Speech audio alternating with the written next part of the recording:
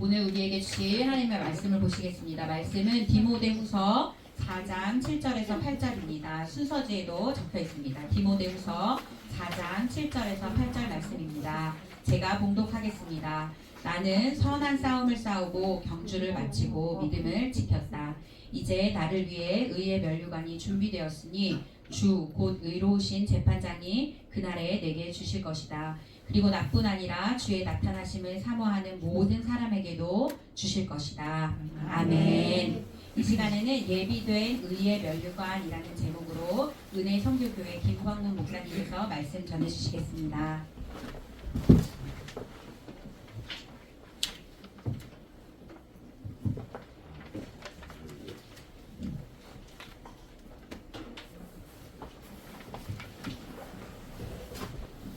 여러분 반갑습니다.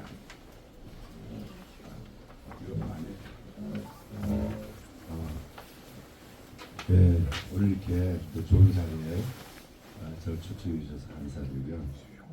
저는 그 몽골 은혜선교교회라고 거기 지금 다니면서 있습니다. 저도 한 20년 하고 있는데요.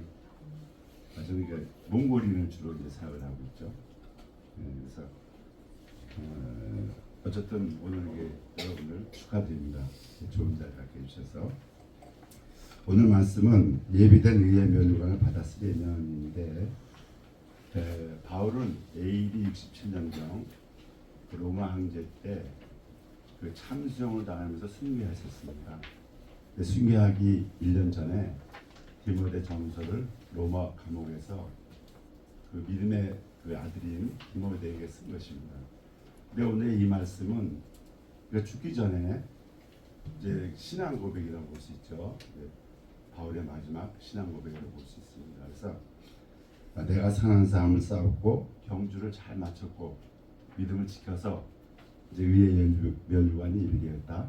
그런 말씀으로 이제 고백을 하는데요. 저는 오늘 의의 면류관을 받았으려면 우리가 어떻게 신앙생활을 할까에 대해서 바울의 신앙 고백을 통해서 여러분들 세 가지를 말씀드리려고 합니다. 첫째는 의의 면류관을 받았으려면 선한 싸움을 싸워야 된다고 했습니다. 싸움이 있다는 것이죠. 싸운다는 것은 누군가 대상이 있다는 것이죠. 그렇죠? 그 싸운다는 것은 쉽지만은 않다는 얘기입니다. 그렇죠? 쉽지 않다? 대상이 있다는 얘기입니다. 그럼 과연 이 대상이 무엇일까? 오늘 저는 주로 바울이 얘기했던 성경 말씀 가지고 설명을 드리려고 합니다. 먼저 우리가 싸워야 할 대상은 크게 두 가지입니다. 첫째는 우리의 대상은 사단마귀 악한 영이라고 성경이 얘기를 하고 있습니다. 에베소서 6장 12절 제가 이거 에베소 6장 12절 보면 우리의 씨름은 혈과 육에 대한 것이 아니요 정세와 권세와 이 어둠의 세상 주관자들과 하늘에 있는 악의 영들에게 대함이라 했습니다. 이 바울이 얘기한 거거든요. 그러니까 우리의 싸움은 보이지 않는 영적 세력이 있다는 것이죠. 사탄 마귀고 악한 영들이라는 것입니다. 그게 먼저 우리의 싸움의 대상입니다. 두 번째는 로마서 7장 19절 20절 보면 다 같이 한번 읽어볼까요? 시작. 내가 원하는 것은 하지 않고 오히려 원하지 않는 바를 행합니다. 만일 내가 원하지 않는 것을 행한다면 그것을 하는 사람은 내가 아니라 내 안에 거하는 죄입니다. 네, 우리가 말이죠. 우리가 원하는 건 하지 않으려 잘 하지 못하죠, 그렇죠? 근데 악은 자꾸 향하고 싶은 마음이 들어요, 우리가. 여러분 그렇게 살지 않습니까? 저는 오늘도 하루 종일 아침부터 싸우거든요, 속으로. 근데 살 수밖에 없어요. 근데 내가 원치 않은 이 악을 향하는 것은 내 속에 가는 죄라는 것입니다. 죄. 자, 우리가 하나님의 자녀가 되었지만 아담이 하나님 말씀에 불순종해서 계속 그 죄가 유전되고 있거든요. 여기서는 죄가 있다 그러는데 이걸 잘 또 다른 얘기하면 죄의 습성. 우리는 지금 하나님의 아들로서 자녀로서 우리가 예수님의 그 피로 우리 원죄는 해결됐지만 그 죄의 습성은 아직도 우리가 남아있다는 얘기입니다. 그래서 우리는 자꾸 우리가 죄를 짓게 하는 그런 욕망이 우리 안에 있다는 것이죠. 여러분 아이들 같은 경우죠. 태어나잖아요. 그냥 너 욕심 부리지 마, 미워하지 마, 그러니까 교육 안 시켜도 돼요. 그냥 자연적으로 그렇게 됩니다. 그렇죠? 나도 보세요. 그래서 우리가 어린아이들 가르칠 때는 저 사랑해라, 잘못된 것은 이고 잘된 것은 이거다 가르쳐야 된다는 것이죠. 그렇지 않습니까, 여러분? 그 놔두면요, 그냥 미워하고 나쁜 짓을 많이 하죠, 그렇죠? 왜냐하면 죄의 습성이 내 안에 속에는 죄가 있다는 것입니다. 여러분 성철 스님이라고 이제 이분을 아마 굉장히 옛날에 돌아가실 때 신문 뉴스도 많이 났었는데 이분이 이제 한 얘기를 좀 제가 말씀드리겠습니다. 이 사람은 불교를요, 불교계에서 이 사람 모르는 사람이 없을 정도로 유명해서 전 세계적으로 이 사람이 10살 때 그러니까 경서 있잖아요. 경서, 공자, 농 이런 걸 다 탐독했대요. 그리고 23살에 이제 출가했는데 이 사람이 마지막 죽기 전에 유서가 남겼습니다. 이거 뭐 인터넷에 가면 다 나오는 얘기입니다. 이렇게 유서를 남겼습니다. 내 인생은 잘못 선택했다. 나는 지옥에 간다. 내 죄는 산보다 높고 바다보다 깊은데 내 어찌 감당하랴. 내가 80년 동안 포기한 것은 헛것이로다. 우리는 구원이 없다. 죄의 값을 해결할 자가 없기 때문이다. 피리야 내가 잘못했다. 내 인생을 잘못 선택했다. 나는 지옥에 간다. 이렇게 이 사람이 유언을 남겼다고 합니다. 이 사람은 착하게 살려고 노력을 많이 했겠죠. 행동으로는. 그렇죠? 아니, 당연한 건 고행을 하면서. 이 사람이 지금 얘기하는 것은 무엇을 얘기합니까? 내 속에서 흘러나오는 죄. 그냥 가만히 있어도 흘러나오는 죄. 이걸 해결할 수 없다는 것이죠. 여러분 그렇잖아요? 이제 아까도 얘기했지만 아침에 눈 뜨면서 겉으로는 우리 아내 사랑해 뭐 이러지만 속으로 아이고 또 아이 이렇게 생각할 때가 많이 있죠. 솔직히 얘기해서. 그러면서 저는 저를 돌아보면 아 나는 그래 이제 어떻게 해결할 수 있을까? 예수님이 해결해 주시지 이런 생각을 하는데 로마서 3장 23절 24절에 이런 말씀이 있습니다. 한번 읽어보실까요? 모든 사람 한번 읽어보시겠어요? 믿음이 오기 전에는 우리가 율법 아래에 매여 장차 계시될 믿음의 때까지 갇혀 있었습니다. 그래서 율법은 그리스도의 때까지 우리를 인도하는 선생이 됐습니다. 이는 우리로 하여금 믿음으로 의롭다고 인정받게 하는 것입니다. 자, 여기 보면 죄송합니다. 저는 요거는 또 제가 개혁 한글로 제가 이런 건 이제 말씀을 암송하고 다니기 때문에 이걸 나오면 제가 이 말씀을 하겠습니다. 자, 모든 사람이 죄를 범하였음에 하나님의 영광이 이르지 못한다고 되어 있거든요. 그래서 예수 안에 있는 구속으로 하나님의 은혜로 값없이 의롭다 하시는 받은 자 되었다 이렇게 얘기합니다. 저는 이런 생각했어요. 이게 그냥 우리 안에 죄가 있지만 그렇지 예수 믿음으로 그 죄가 사해졌다는 거예요. 그냥 나는 아무것도 한 게 없어요. 자, 만약에 성철 스님이 이 말씀을 봤다면 아마 그런 바알과 같은 유명한 그리스도인이 되지 않았을까 이런 생각합니다. 이 사람은 죄를 해결할 수 없다 그랬잖아요. 그런데도 불교 믿는 사람들을 구원이 없다는 데 따라다니는 건 참 그것도 이상합니다. 그렇죠? 그 사람들은 다르게 생각하는 말이에요. 하여튼 이것이 굉장히 중요한 얘기입니다. 그래서 바울이 또 비슷한 고백을 하죠. 로마서 7장 자 읽지 않겠습니다. 시간이 좀 많이 가기 때문에 로마서 7장 24절 25절에 이런 말씀이 있습니다. 바울의 고백입니다. 오라 나는 비참한 사람이다. 이 사망의 몸에서 누가 나를 건져내라. 우리 주 예수 그리스도로 말미암아 하나님께 감사하리라. 내 자신이 마음으로는 하나님의 법을 육신으로는 죄의 법을 섬긴다 했습니다. 여러분 바울 같은 위대한 사도도 항상 싸웠어요. 사망의 몸이라 했어요. 말씀대로 살려고 하는데 안 돼. 또 이쪽으로 이 생각을 하게 돼. 싸웠다고 했어요. 그래서 이제 하나님 쪽으로 항상 선택해서 그래서 승리했겠지만은 바로 우리의 싸움의 대상은요 내 속에 가는 죄입니다. 아까 이게 두 가지라 했죠. 사단마귀 보이지 않지만 또 두 번째는 내 속에 가는 죄입니다. 어떤 사람은 우리가 죄 짓는 게 다 사탄마귀가 있다고 아니요 내가 안 할 수도 있어요. 내 안에 있는 죄는 나 죄 거하는 죄에서 나온 건 내가 얼마든지 안 할 수 있거든요. 그래서 우리가 그걸 알아야 됩니다. 두 가지 우리 대상이 있다는 것을. 그러면 바울이 이 싸움에서 선한 싸움에서 승리할 수 있었던 비결이 무엇일까? 먼저 우리가 보이지 않는 사탄 마귀하고 싸워서 승리할 수 있는 비결을 에베소서 6장 13절에서 얘기하고 있습니다. 제가 그냥 읽겠습니다. 하나님의 전신갑주를 입으라 했어요. 이는 악한 날에 너희가 능히 대적하고, 누구 대적해? 사단 마귀를 대적하고 모든 일을 행한 후에 서기 위함이라 했어요. 자, 그러면 전신갑주를 무장하라 했잖아요. 그럼 마귀를 대적하라 했어요. 전신갑주가 뭔지 제가 간단히 좀 설명드리겠습니다. 시간이 없어서. 자, 진리의 허리띠를 띠라 했어요. 진리가 뭐죠? 허리가 중심이잖아요. 진리가 뭐죠? 예수 그리스도잖아요. 바울은 아마 구약 성경에 능통했을 거예요, 그렇죠? 그 당연할 거 아닙니까? 그런데 바울은 구약 성경에서 예수를 보지 못했어요. 그 생각하면서 바울이 이렇게 생각을 했어요. 먼저 예수 그리스도가 진리다. 이걸 먼저, 이게 중요하다. 이 갑옷을 입어야 된다. 이렇게 얘기하는 거라고 저는 이해가 됐거든요. 그런 사람도 있더라고요. 제 친구가 박 집사라고 있는데 그때 믿은 지 한 20년 됐어요. 집사하고 성가대에서 파트장 됐어요. 한번 저한테 물어봐요.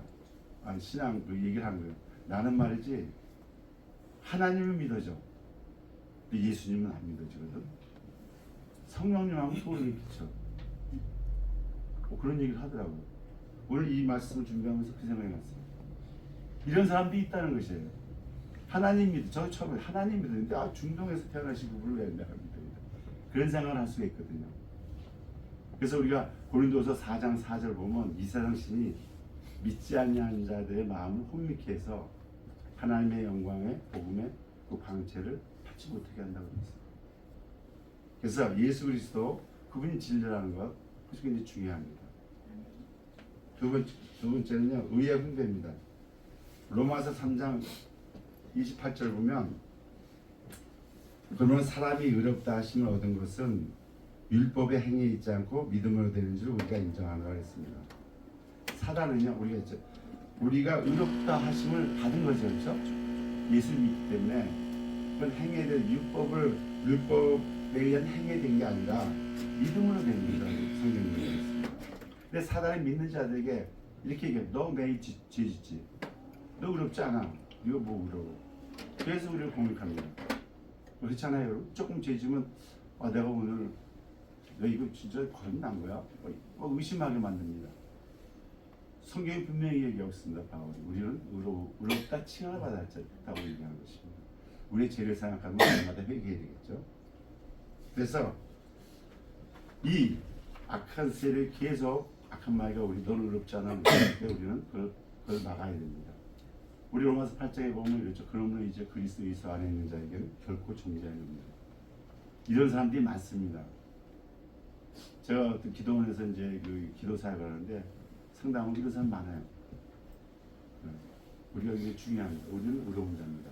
그렇지만 우리는 또 자범죄, 그 죄를 많이 짓기 때문에 그것도 우리가 해결해야 됩니다.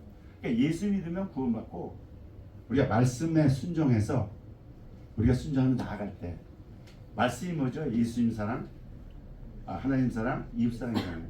그걸 실천하고 나갈 때 우리는 축복받는 겁니다, 여러분. 우리가 그걸 분명히 알아야 될 거라고 저는 생각을 합니다. 여러분 의롭습니다. 그렇지만 또 죄가 있습니다. 그래서 우리가 그 의의 흥배를 붙여야 돼요. 하나님 보셨을 때 나는 의로운 사람이에요. 의롭다 칭하죠. 그러니까 우리가 하나님의 이름으로 기도하죠. 그러니까 우리가 하나님의 자녀가 됐죠. 그렇죠? 어떻게 의롭지도 않고 진짜 하나님 보실 죄인은 어떻게 하나님이 거룩하다고 얘기를 했습니다. 우리 성경에 있죠. 거룩한 나라의 우리 백성입니다. 그렇죠? 그걸 꼭 잊지 말아야 된다. 저는 그렇게 생각합니다. 그것이 이제 우리가 붙여야 될 갑옷입니다. 세 번째는 평화의 복음의 신입니다. 빌립보서 4장 6절 7절에 보면 아무것도 없냐 하지 말고 기도와 간구로 너의 모든 것을 감사함으로 하나님께 아뢰라. 그럼 모든 지각에 뛰어난 하나님의 평강이 너의 마음과 생각을 지키시리라 이렇게 했거든요. 이게 문제는 사단은요 우리가 근심 걱정 염려하게 이렇게 자꾸 우리를 찔러옵니다. 근심 걱정 염려하는 것이 불신앙입니다. 그렇죠? 그래서 우리가 그걸 이겨야 돼요. 어떻게 이기느냐면 아까 얘기했죠. 기도하고 또 감사하고 우리 이초춘 목사님이 제일 잘 아시게 감사합니다. 중요하죠. 감사. 근데 저는 찬양을 많이 합니다. 이게 막 어떤 어려움이 있어서 막 고민되고 근심할 때 의자에 소파 앉아서 더 들어가는 것 같아요. 근데 기도해야지, 찬양해야지. 안 일어나져요. 알아, 머리는 일어나. 근데 일어난 순간 찬양할 때 평안이 옵니다. 왜 내가 조금 전에 걱정했지? 우리가 근심, 걱정, 염려하면서 우리가 승리할 수 없어요. 사탄이 계속 우리를 근심, 걱정, 염려해라 하는데, 그렇죠? 우리가 어떻게 승리하겠습니까? 그래서 우리는 먼저 평화의 복음의 신은 그렇죠. 평안이 있어야 돼요. 평안. 그래서 예수님도 처음에 부활하신 나타나서 뭐죠? 평강이 있을 줄 알았어요. 평안이 중요합니다. 그래서 우리가 그 갑옷을 입어야 돼요. 신을 신어야 됩니다. 믿음의 방패가 있습니다. 하나님 말씀을 하나님 자꾸 내가 믿는 것을 자꾸 의심하게 하고 믿지 못하게 합니다. 계속 믿지 못하게 하거든요. 여러분이 믿지 못하게 했으면 벌써 여러분들은 아마 다 어떻게 되겠어요, 그렇죠? 하나님 축복을 엄청 많이 받았을 것입니다. 그런데 이놈은 사단 마귀가 자꾸 믿지 못하게 합니다. 방해합니다. 불화살을 쏴야 됩니다. 그래서 우리는 믿음으로 서야 돼요. 우리 아버님이 중풍 걸려서 걷지 못했어요. 근데 저 휠체어로 해서 그 여름 성회 때 어느 기도원에 아는 기도원에 모셨는데 그때 거기 한 2,000명 정도 모이는데 3일 동안 일어나셔서 걸으셨어요. 제가 물어봤어요. 아버님 어떻게 오셨어요? 목사님이 집회하고 기도하는데 내려오시던 나산 예수 이름으로 걸으라고 그래요. 그래가지고 처음에 일어나지 않았대요. 근데 손을 잡더니 나산 예수 이름으로 걸으라고 두 번을 얘기하는데 일어나야 됐다는 생각이 들더래요. 일어나는데 발과 발목에 우리 성경에 있죠. 힘이 쭉 들어가더래요. 그래서 일어나 있어요. 3일 동안 난리가 났겠죠. 그렇죠? 근데 그 다음이 중요해요. 돌아오셔가지고는 이분이 믿음이 없잖아요. 말씀에 대한 그런 것도 와서 얼마 있다가 다시 포인시 되셨어요. 우리 이때 하나님이 고쳐주셨다 이러는데 그렇죠? 그거 뭐 이게 있잖아요. 우리가 말씀이 그렇게 말씀으로 이렇게 그걸 갖다 방어를 해야 되는데 안 하신 거예요. 다시 원시 되셔가지고 한 20년 동안 일어나지 못하시고 이게 고생하다 돌아가셨는데요. 제가 옆에 있었으면 좀 했을 텐데 또 그때는 저도 잘 몰랐을 때고 좀 안타깝죠, 그렇죠? 3일 동안 거셨던 분이 다시 원치가 되셨다는 거. 믿음의 방패가 중요합니다. 그 다음에 이제 구원의 투구. 사실은 제가 만나보면요, 이 거듭남에 대해서 확신하는 사람이 참 드물어요. 솔직히 얘기해서. 뭐 거듭났으면 거듭났어 이 정도예요. 제 친구가 안수집사인데 저 물어봐요. 너 안수집사지? 맞아. 너 거듭났어? 그렇게 묻는 저는 그렇게 얘기해요. 그럼 웃어. 웃지 말고 성경 말씀 대봐. 말씀에 근거해서 네가 거듭났다는 걸 얘기해야 되고 그냥 얘기를 못해요. 너 진짜 거듭났어? 이런 그대로 웃어. 내가 지금 네 소를 보니까 너 죄 생각하지? 네가 지금 이제 이게 우리 현실이에요. 거듭남은요, 아까 얘기했죠. 예수님이 십자가에 죽으심으로 그분 믿음으로써 그냥 선물로 값없이 주신 거예요. 근데 이게 문제는 이 말씀의 기반이 없기 때문에 자꾸 흔들려요. 제가 한 가지 그 말씀만 하면 요한복음 1장 12절 여기는 뭐 없을 것입니다. 요한복음 1장 12절에 영접하는 자 이를 믿는 자들에게 하나님의 자녀가 되는 군. 누가 자녀가 됐죠? 그 이름을 믿는 자, 예수 이름을 믿는 자. 예수 이름을 믿고 네가 죄가 없어야지만 너는 하나님의 자녀가 아니라 믿으면 돼. 믿는 자. 이게 중요해요. 아까 그랬죠. 믿으면 부끄럽지만 구원을 받아요. 그렇죠? 아까 이게 뭐냐면 또 나는 의롭다, 칭함을 받는다. 이거 똑같은 얘기죠. 그렇죠? 거기에 우리 흔들리면 안 돼요. 기분이 좋을 때는 겁난 것 같아요. 근데 기분이 나쁠 때는 겁나지 않은 것 같아요. 사단이 헷갈리게 합니다. 이게. 여러분 거듭났습니다. 확신해야 됩니다.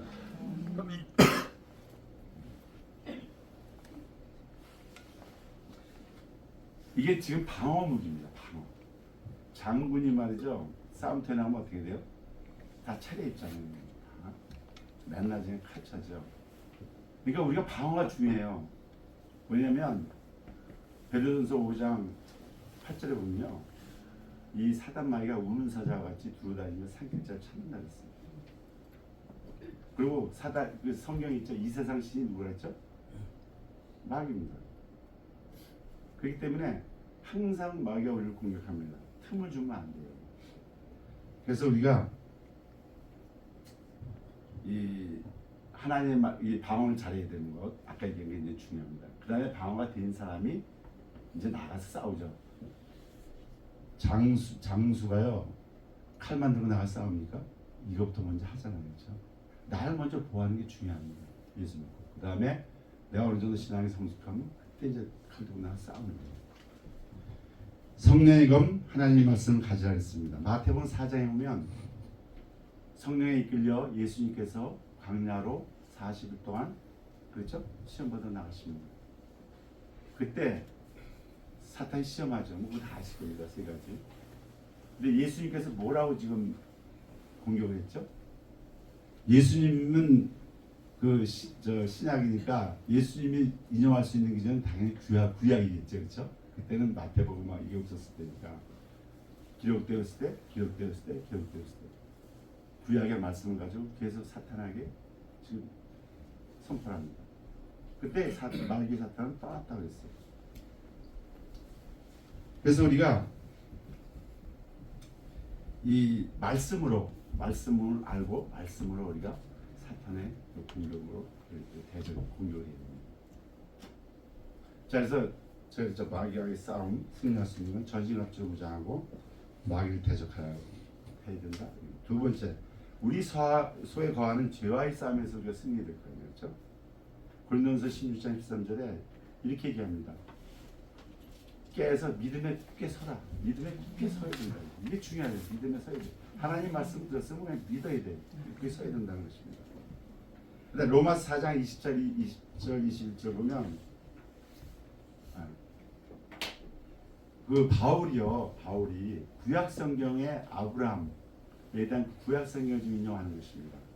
뭐라 그랬죠? 믿음이 없어 하나님의 약속을 의심치 않고 믿음에 경건해져서 하나님께 영광을 돌리며 약속하신 것을 또한 능히 이루실 줄 확신한다 했죠. 믿음에 굳게 서야 됩니다. 흔들리죠, 그렇죠? 하나님 말씀보다는 세상적인 그 말씀 쫓아오고 싶어.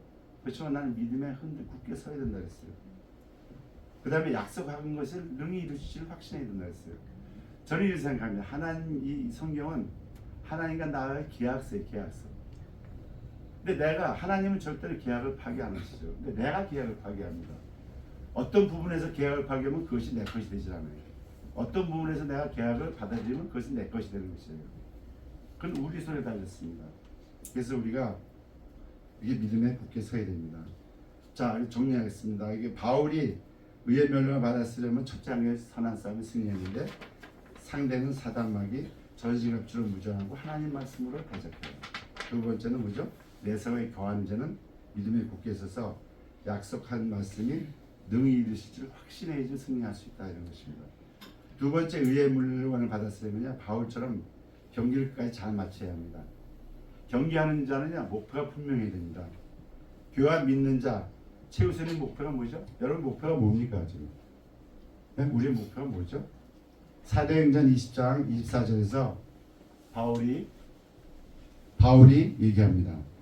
나의 달려갈 길과 주 예수께 받은 사명 곧 하나님의 은혜의 복음을 증거하는 일을 마치자 하면 나의 생명은 조금 더 귀한 것으로 여기지 아니하노라 했습니다.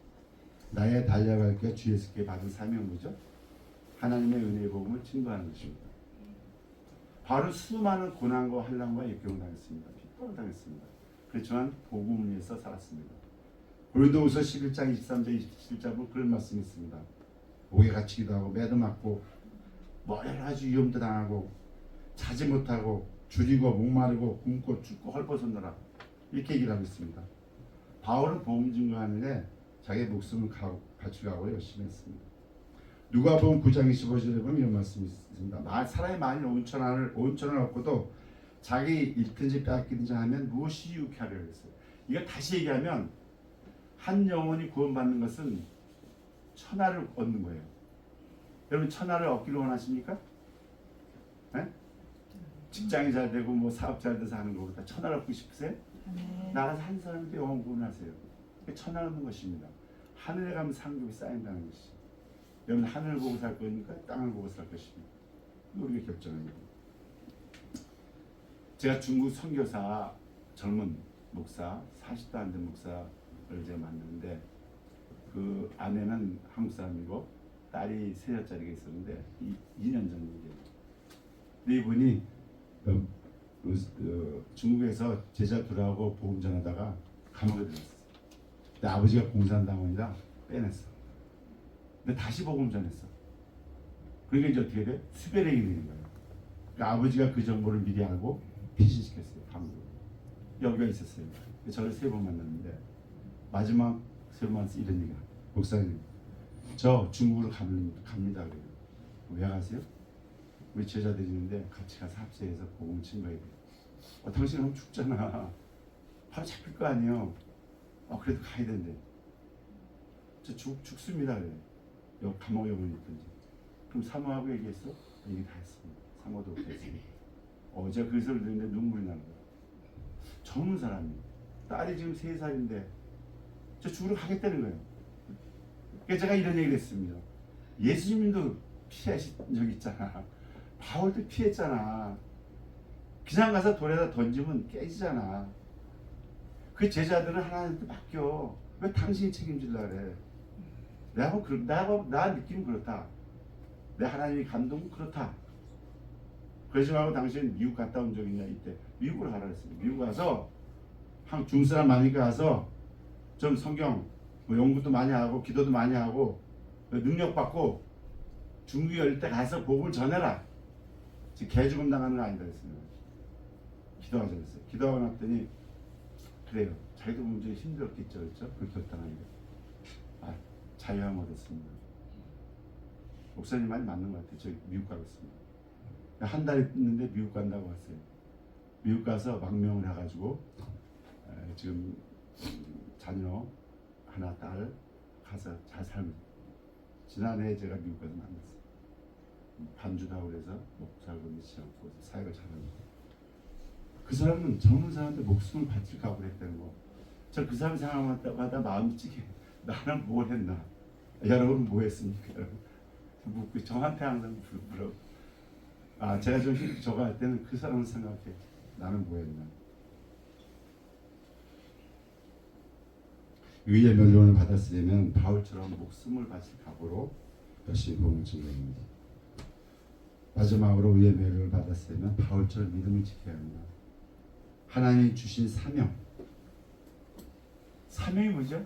말씀을 요약하면 뭐죠? 말씀에 이런 거 있죠. 온 율법과 선지자의 강령이라고 했죠. 뭐가? 하나님을 사랑하고 이웃을 사랑합니다. 여러분들 왜 복음을 전합니까? 이웃 사랑하기 때문에. 여러분 왜 착하게 살아야 됩니까? 이웃 사랑하기 때문에. 왜 여러분 사람들한테 거짓말 하지 말아야 돼? 이웃을 사랑하기 때문에. 이게 복음의 핵심이라고 했잖아요. 그런데 이거에 더해서 바울은 하나님 주신 사명, 하나님 말씀에 최선을 다했다는, 충성했다는 것입니다. 바울이 어떻게 이렇게 믿음을 끝까지 지킬 수 있었을까요? 고린도 9장 27절 말씀 보겠습니다. 한번 읽어보시죠. 시작. 내가 내 몸을 쳐 복종시키는 이유는 내가 다른 사람에게는 복음을 전하고 도리어 나 자신을 버림받지 않도록 하기 위함입니다. 바울은요, 자기하고 싸워서 자기를 항상 쳐서 복종시켰다 그랬어요. 왜? 아까 그랬죠? 죄의 법이 나를 자꾸 사로잡아. 죄를 짓게 하고 싶은 마음 막 생겨. 화도 나고 싶어. 화도 낸 적 있죠, 그렇죠? 성경은 그러고 싶어. 근데 뭐라 그랬죠? 복종시킨 거예요. 그러면서 그랬어요. 참 은혜되는 얘기더라고요. 도리어 내가 버림이 될까봐. 내가 이렇게 막 복음 전하 다니다가 어떤 때 승질나서 막 내가 하고 싶은 대로 했을 때 혹시나 버림당할 수도 있다. 그 두려움도 가지고 있었다는 것입니다, 여러분. 바울이만 항상 순탄하게 한 건 아니에요. 항상 싸운 거예요. 그래서 뭐라 그랬죠, 바울이? 나는 날마다 죽노라 했어요. 죽는다. 죽어야지 복음이 증거되는 거거든요. 그런데 또 한 가지 또 비결이 있습니다. 디모데후서 1장 8절에 보면 이런 말씀이 있습니다. 하나님의 능력을 힘입어 복음을 위하여 고난을 받으라 했어요. 바울이. 우리가 복음을 전하는데요. 하나님의 능력을 입지 않으면요. 이렇게 바울처럼 갈 수가 없습니다. 바울은 하나님의 능력을 힘입었기 때문에 내 같은 거 두려워하지 않고 그냥 간 것이에요. 그래서 의의 면허를 받았으면 하나님이 주신 사명, 그래서 완성할 때까지 끝까지 믿음을 지켜야 됩니다. 우리는 이렇게 생각합니다.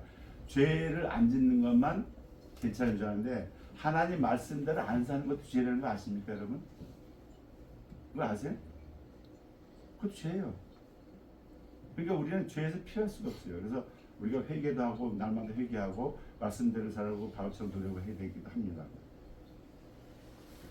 제가 이 찬양 이거 준비하면서 우리 이 찬양이 생각나 잠깐. 우리 이 땅이라는 찬양 있죠. 우리 이 땅에 머무를 때나 무슨 일을 하다가 무엇을 하는 거야. 여러분 무슨 일을 하다가 무엇을 하는 게 있습니까? 한번 생각해 본 적 있어요? 우리의 인생을 누가 대신 살아주나 너와 내가 남남으로 주 앞에 설 때 우리 무엇으로 주님께 드리고 주님께 여러분들 드릴 거 지금 있습니까? 내 지금 주님 앞에 나왔을 때 나 하나님 나 일하러 왔어요. 우리 찬양의 의미를 좀 생각해보고 참 은혜가 되더라고요. 무슨 일 하다가 무엇을 남기라 우리 무엇으로 주님께 드리랴. 바울의 신앙고백을 정리하겠습니다. 선한 싸움을 써 승리했고 복음을 증거하는데 목숨을 걸었고 끝까지 하나님 사명을 감당하는데 최선을 다하며 믿음을 지켰다고 했어요. 그래서 의의 멸망이 얘기되었다고 확신했습니다. 오늘 또 은퇴하시고 또 새로 하시는 목사님 의의 멸류관이 다 예비될 줄 믿습니다. 상급도 많이 쌓여 있는 걸로 믿습니다. 또 우리 목사님 은퇴하신 다음에 이스라엘 다니시고 이제 또 복음 증거를 가시는데 사실 그 길이 뭐 쉬운 길은 아니에요. 그렇잖아요. 나잖아요. 먹는 것도 그렇고 자는 것도 그렇고 참 대단하시다 저는 이렇게 생각합니다. 그리고 우리 모두가 바울이 승리한 것처럼 이 바울의 신앙을 통해서 우리가 여러분 승리해서 면류관을 받았으기를 예수님의 이름으로 축원합니다. 기도하겠습니다. 안녕하세요. 오늘 이철준 목사님의 원로 목사 추대식이 2부 행사로 진행되고요. 3부에서는 저희 후임 목사 이봉현 목사님께 2부 목사님의 유임식이 있겠습니다. 2부 순서 시작을 하도록 하겠습니다. 먼저 이철준 목사님께서 걸어오신 목회 여정을 함께 돌아보는 시간을 갖도록 하겠습니다. 잠깐 불 좀.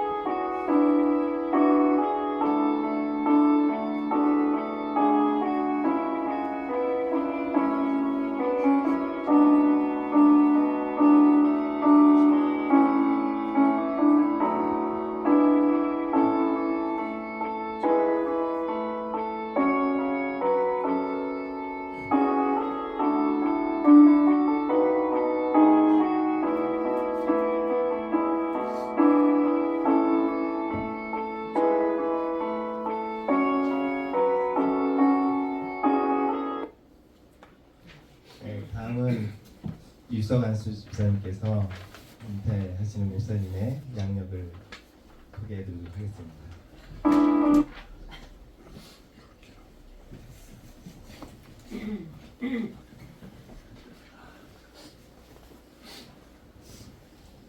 이철준 은퇴 목사님의 양력을 소개해드리겠습니다.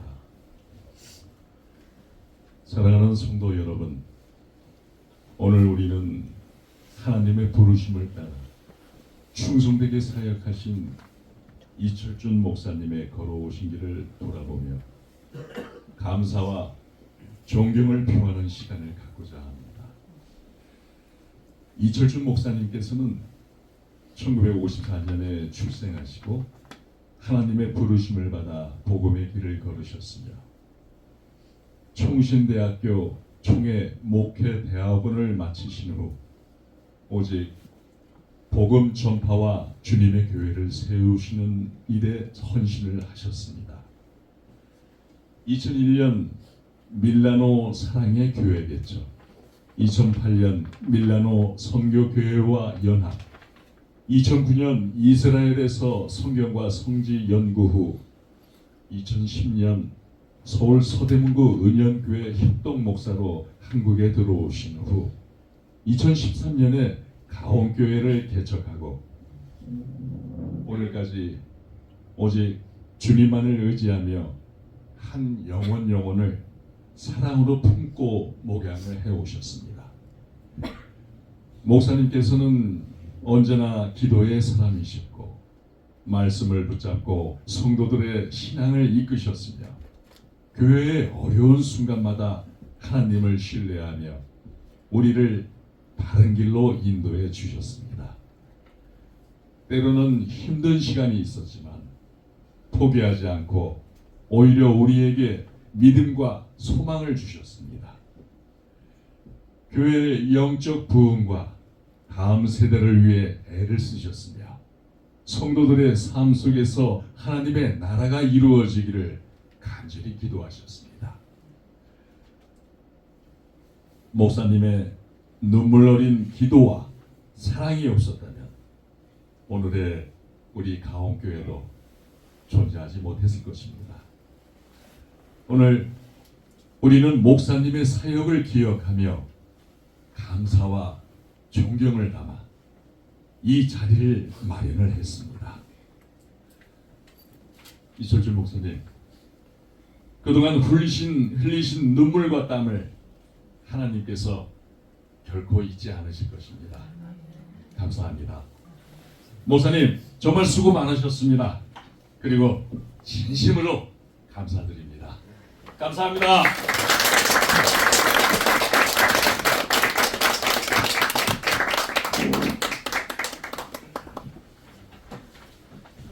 다음은 원로 목사님 추대 선언이 있겠습니다.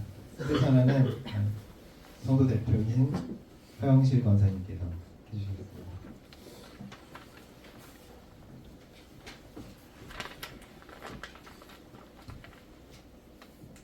사랑하고 존경하는 이철준 목사님, 그리고 사랑하는 성도 여러분, 오늘 우리는 하나님의 크신 은혜 가운데 이철준 목사님을 원로 목사로 추대하는 이 귀한 순간을 맞이하게 되었습니다.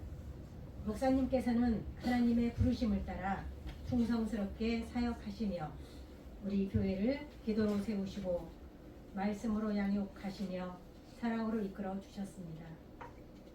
수많은 기쁨과 때로는 눈물 어린 순간들이 있었지만 목사님께서는 한결같은 믿음과 헌신으로 우리와 함께 해 주셨습니다. 목사님께서는 늘 교회를 자신의 가정처럼 여기셨고 성도 한 사람 한 사람을 친자식처럼 품어주셨습니다. 어려운 순간마다 먼저 무릎 꿇고 기도하셨고 성도들의 아픔과 기쁨을 함께 나누며 우리를 영적으로 이끄셨습니다. 이제 우리 교회는 목사님의 그동안의 헌신을 기억하며 존경과 감사의 마음을 담아 이철준 목사님을 우리 교회의 원로 목사로 추대할 것을 엄숙히 선언합니다.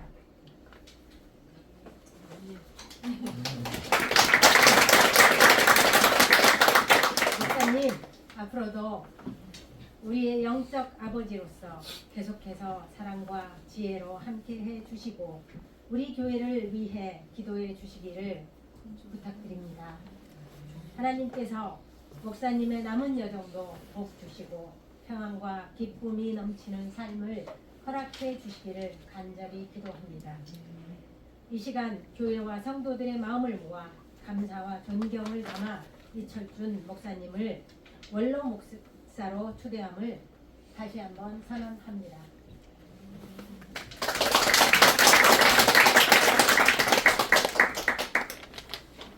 그러면 다음은 원로 목사님께 그동안의 감사에 대한 패와 또 선물을 증정해드리도록 하겠습니다. 나오시죠.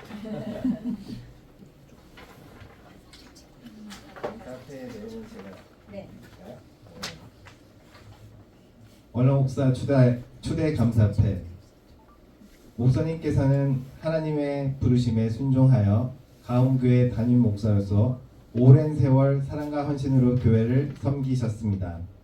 말씀으로 양떼를 인도하시고 기도로 성도들을 품으시며 하나님의 나라와 의를 위해 충성하신 수고에 깊이 감사드립니다.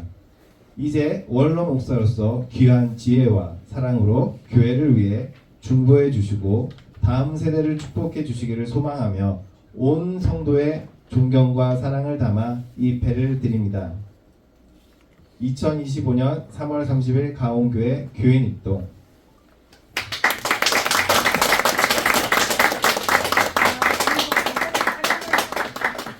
저희가 기념으로 그 선물을 준비했는데요. 요즘 귀하다는 금으로 준비를 했습니다. 한번 성도들한테도 한번 보여드려야 될 것 같아서. 우와, 우와. 네네네.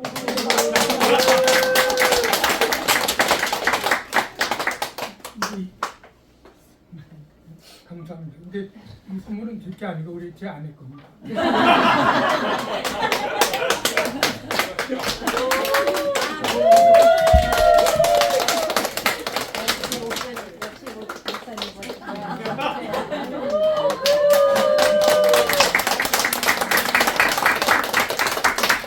감사합니다. 감사합니다.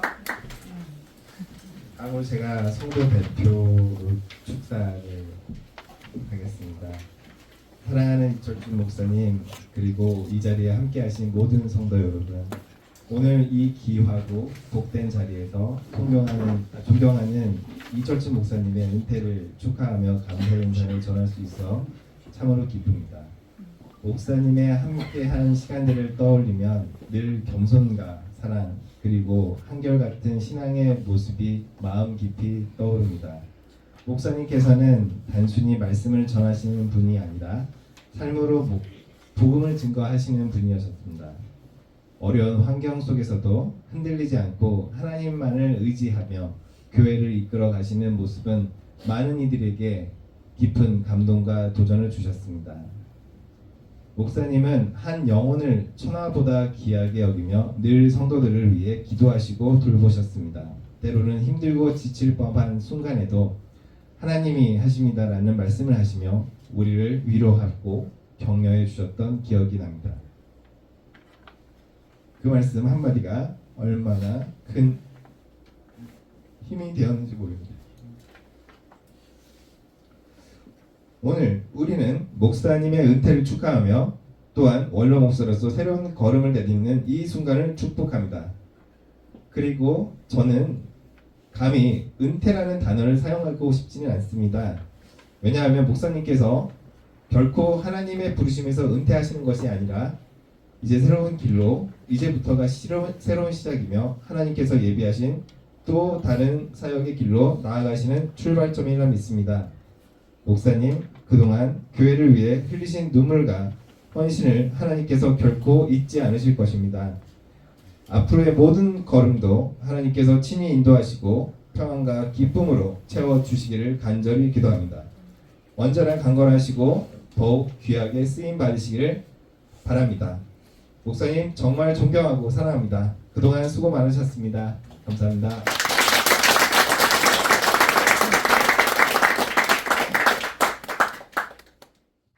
다음은 이철준 목사님의 기념사가 있겠습니다.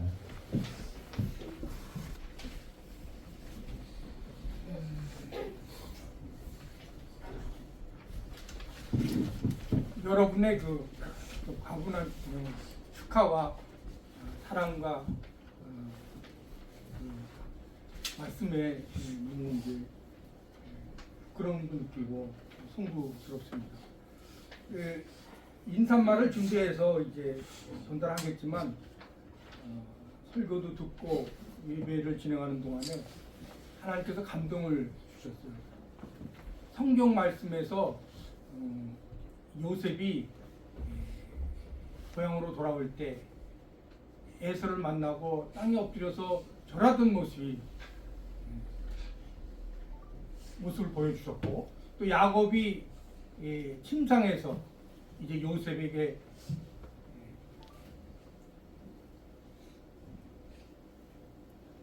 제가 착각을 해요.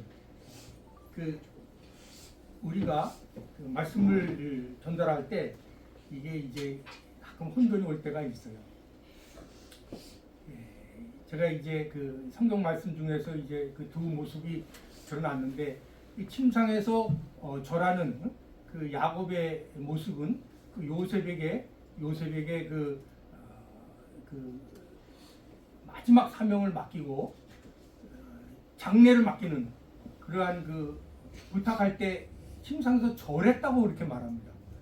또 야곱이 형 에서를 멀리하고 두려워하고 떠났다가 고향으로 돌아와서 이제 조상에게 주신 그 언약을 이루어갈 때 얼마나 두려웠고 또 에서를 무서워했겠어요. 자기 형 에서를.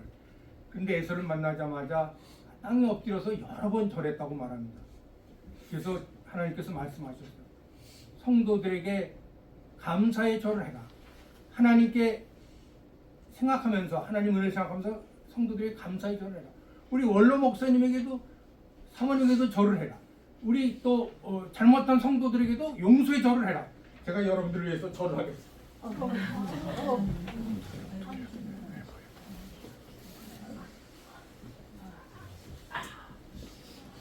여러분 감사합니다.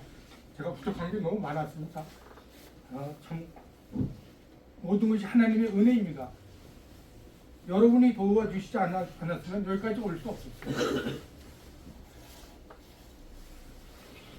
저는 이제 모든 질서와 순리에 따라 제 자리를 후임 목사님에게 이제 전달하는 시간이 왔습니다.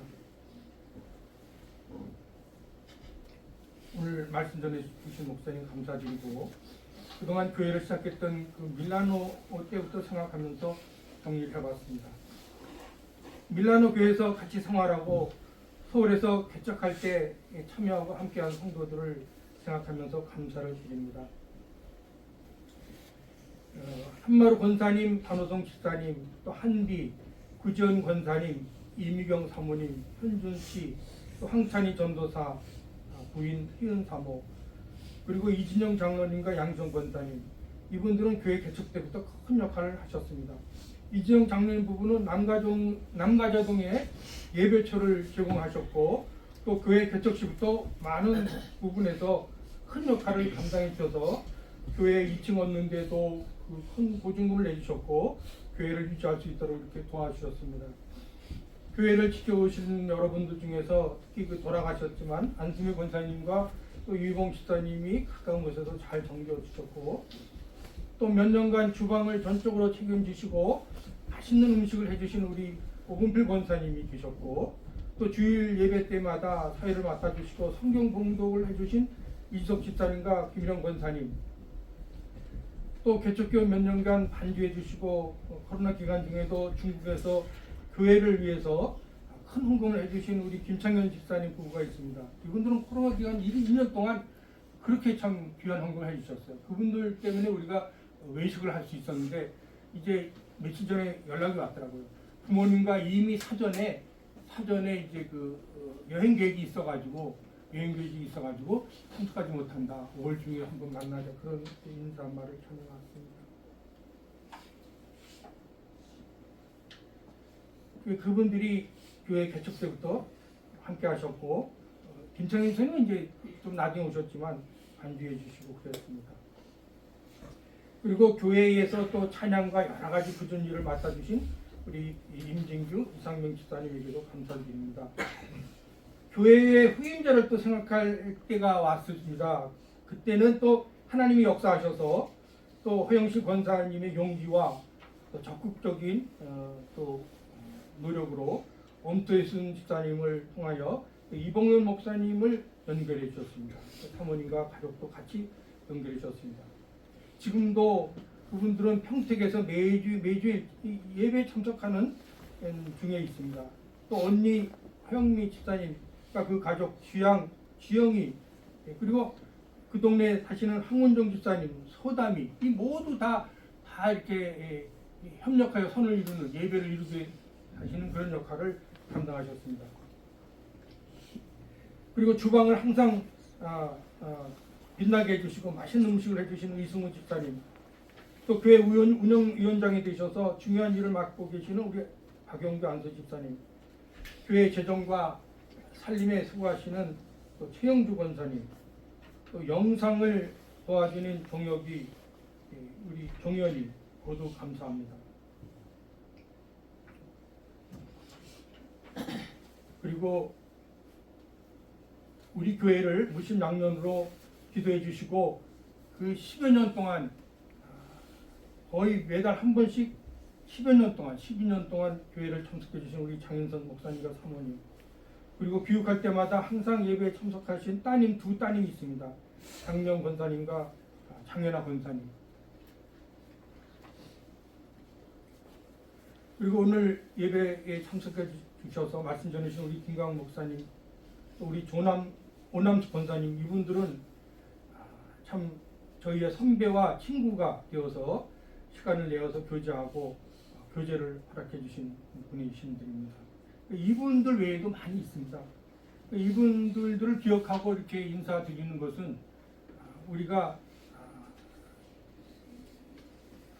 무엇을 하든지 한 사람의 힘으로 되는 것이 아니라 많은 분들의 그 도움과 협력이 있었고, 그리고 무엇보다도 또 우리 아내가 제가 부족한 부분을 많이 채워주셨습니다.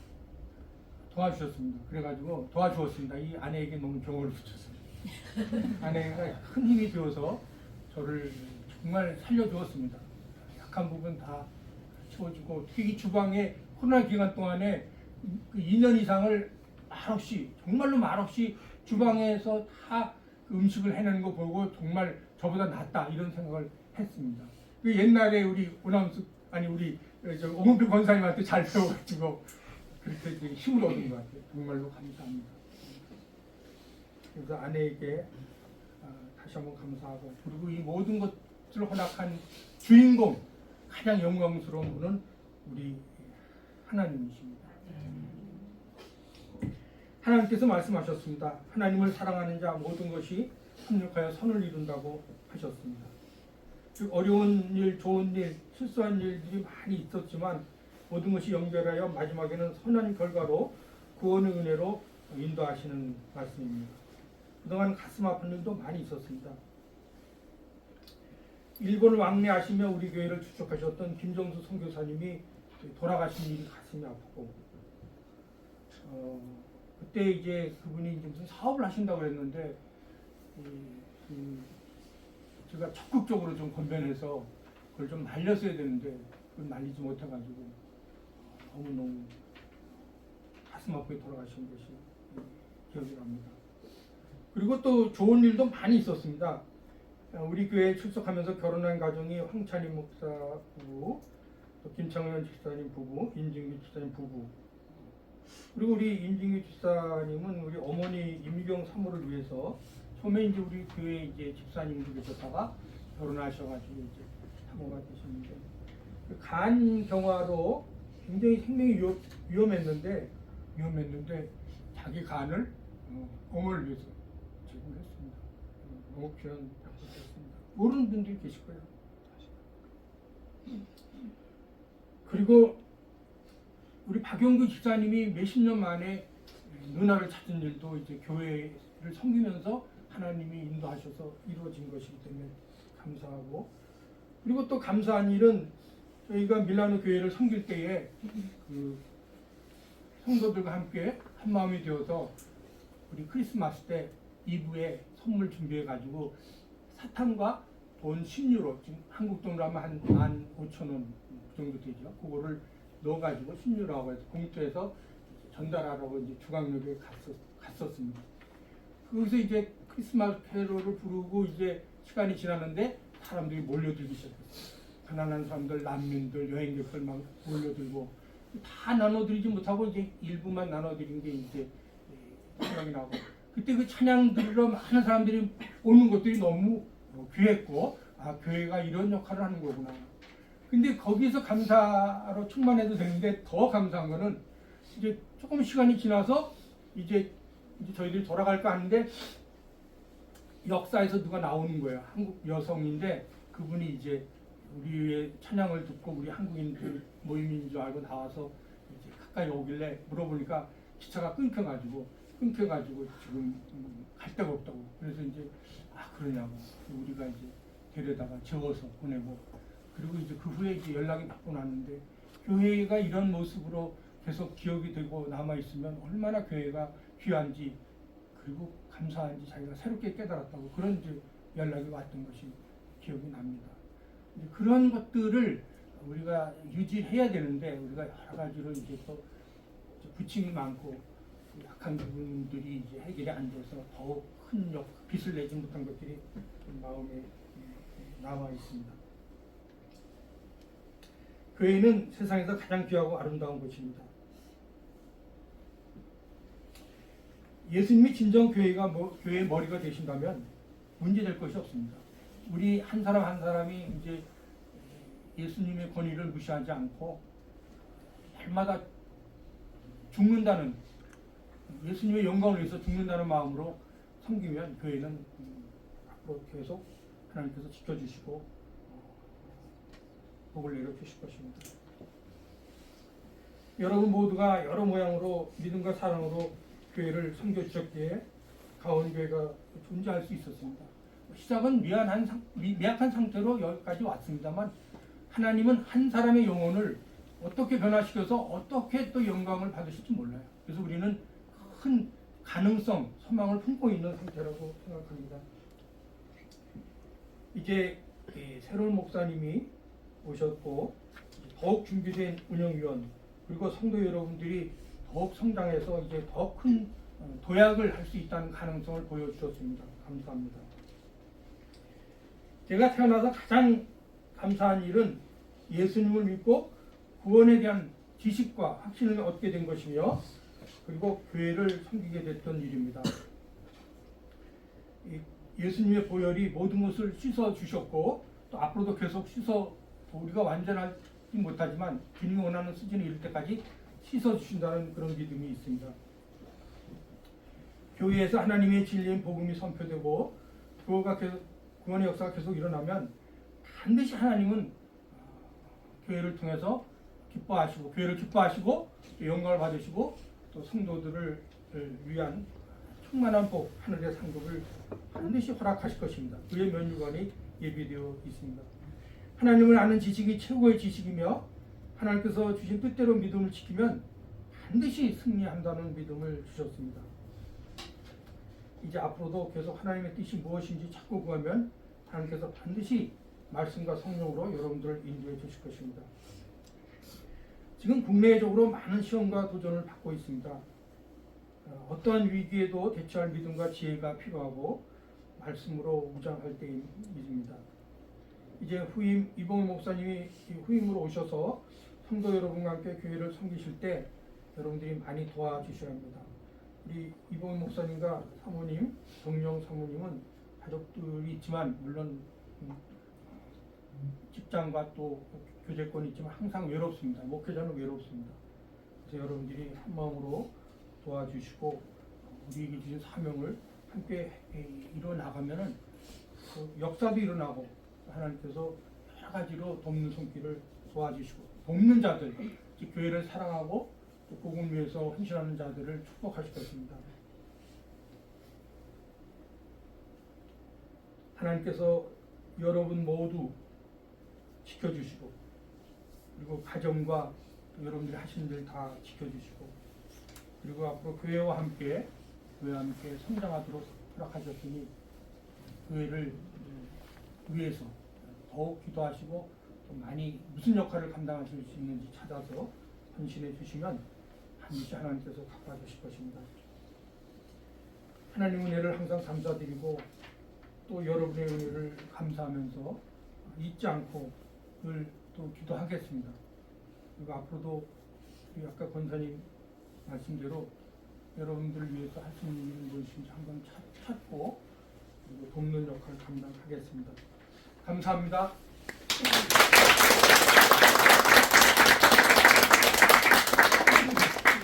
네, 기념사 너무 감사했습니다. 이제 2부 순서인 그 원로 목사님 시대식은 이걸로 마치고요. 이제 3부 후임 목사님에 대한 유임식이 있겠습니다. 먼저 후임 목사님 소개는 양력 발표를 이철준 목사님께서 우리 교회 새로운 목사님을 소개하겠습니다. 오늘 가은교회에 유임 목사로 오시는 이봉훈 목사님을 소개합니다. 이분은 아주 차분하고 실력 있는 분이십니다. 한세대학교 신학대학원을 졸업하시고 그리고 이제 깊이 있는 신학 연구를 위해서 한국에 있는 웨스트민스터 신학대학원 신학학 석사과 박사 학위를 PhD를 마치셨습니다. 이 PhD와 학위가 여러 가지가 있는데 PhD가 제일 이제 권위 있는 학위입니다. 그래서 공부를 많이 하셨습니다. 그리고 그 주제가 그 논문 주제가 엘리야에 관한 것입니다. 이 제목 이름이 뭐였죠? 요한계시록의 엘리야 모티브. 그 엘리야에 관한 부분인데 새로운 부분이 많았고 또 그 부분이 이제 그 세례 요한의 성정, 엘리야 같은 성정 정말로 그 귀한 모티브 주제였습니다. 그래서 앞으로 이제 가르치시고 또 한국에서 이제 신학적으로도 빛을 내주실 것으로 기대합니다. 이 목사님께서는 2003년부터 11년까지 그건 8년간인데 교회 성장연구소 이것이 순복음 교회죠. 순복음 교회 산하죠. 네. 순복음 교회 산하의 그 교회 성장연구소라고 큰 그 연구소가 있는데 거기서 출판국장을 역임하시고 또 11년간 호산나 교회에서 부목사를 거쳤습니다. 또 여의도 순복음 분당교회에서 교회 성장실장 하시고 그리고 2017년부터 좋은 이웃 교회를 개척하여 사역하시다가 2023년 코로나가 끝난 그 다음 해부터 우리 가운교회의 공동 목회 봉사 목사로 오신 후 지난 2년 동안 우리 교회 성도들과 한 마음으로 예배하고 성경 공부 지도하시고 그리고 이 디자인이나 문서나 관련상 이런 걸 잘 하세요. 교회를 아주 산뜻하게 잘 운영하시고 그리고 교회를 잘 섬기고 계십니다. 그리고 이제 한문적 열정을 가지고 계시기 때문에 또 이제 올해 지난해 연말부터 웨스트민스터 신학대학원에서 겸임 교수로도 이제 섬기시고 계십니다. 예, 말씀과 기도로 충만하시고 또 경험도 많으시고 학문적 깊이를 가지신 우리 목사님을 하나님께서 우리 교회 목사님으로 보내주셨습니다. 근데 이제 우리는 된 것이 아니라 되어지는 과정입니다. 제가 이제 실수도 많이 한 것처럼 우리가 된 것이 아니라 되어지는 과정이에요. 박사는 사실은 모르는 게 많아요. 많이 아는 것 같지만 전문 분야 하나만 알지 다 몰라요. 본인도 인정할 겁니다. 그래서 항상 공부해야 돼요. 죽을 때까지 공부해야 됩니다. 그래서 우리 목사님은 공부하시는 분이고 잘 가르치는 분이십니다. 우리 교회의 숨은 성도들과 잘 맞고 또 앞으로 성도들과 한 마음이 되어서 하나님의 영광을 위해서 잘 섬기고 하나님 나라의 확장에서 큰 역할을 감당하실 줄 믿습니다. 하나님께서 이봉훈 목사님을 보내주신 걸 감사하고 이봉훈 목사님을 환영하는 마음으로 우리 박수 한번 보내드립니다.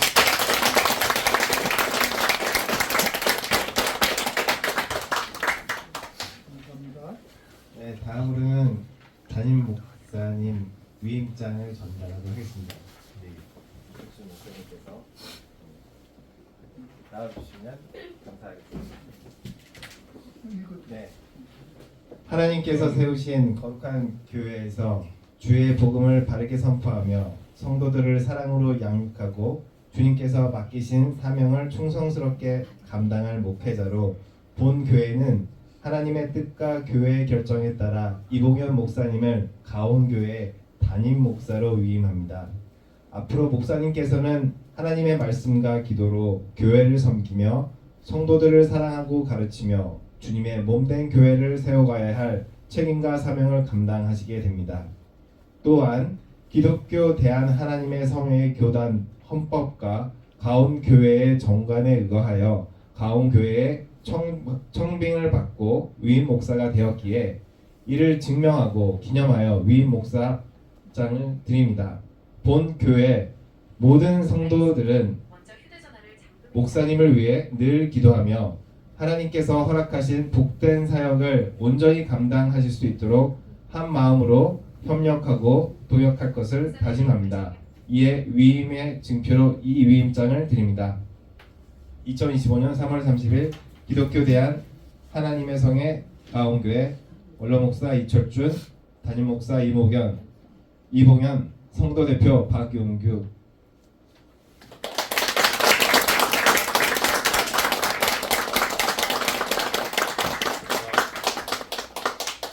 다음은 담임목사님 대신 이봉현 목사님에 대한 환영사가 있겠습니다.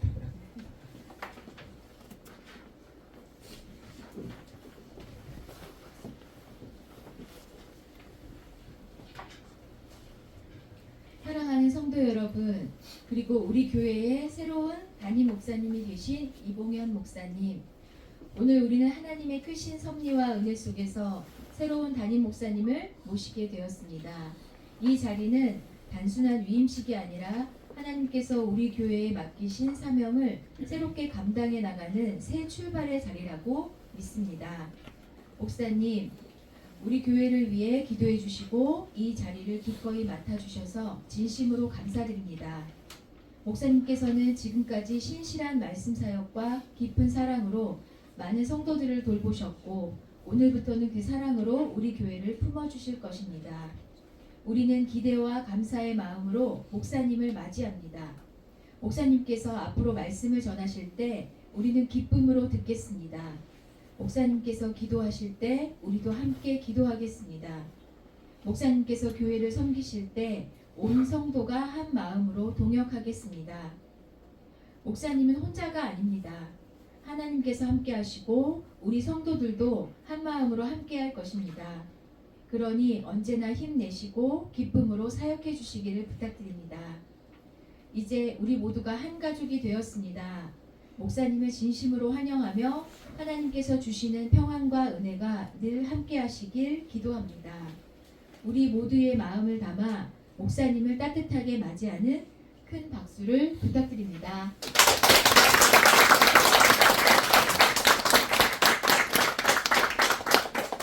이봉현 담임 목사님의 인사가 있겠습니다.